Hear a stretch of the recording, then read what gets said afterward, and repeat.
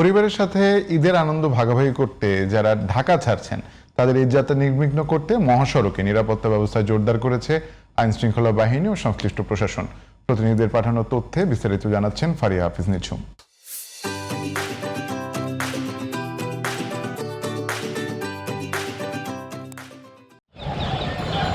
সকাল থেকে ঢাকা টাঙ্গাইল ও ঢাকা ময়মনসিংহ মহাসড়কে ছিল যানবাহনের বাড়তি চাপ।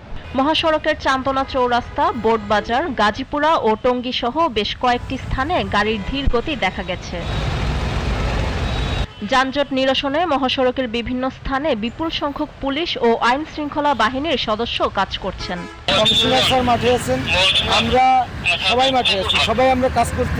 টাঙ্গাইলের জেলা প্রশাসক শরীফা হক সকালে এলেঙ্গা বাসস্ট্যান্ডে যানজট পরিদর্শনে এসে সাংবাদিকদের জানান, একটি দুর্ঘটনা ও সড়কে কয়েকটি গাড়ি বিকল হওয়ার কারণে যানবাহন চলছে ধীর গতিতে।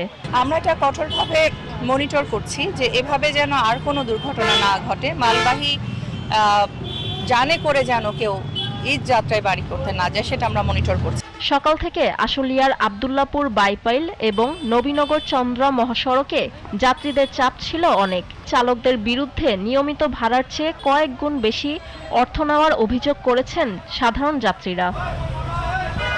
এদিকে বৈরী আবহাওয়ার কারণে নদী বন্দরগুলো থেকে সব ধরনের নৌযান চলাচল সাময়িকভাবে বন্ধ ঘোষণা করা হয়েছে।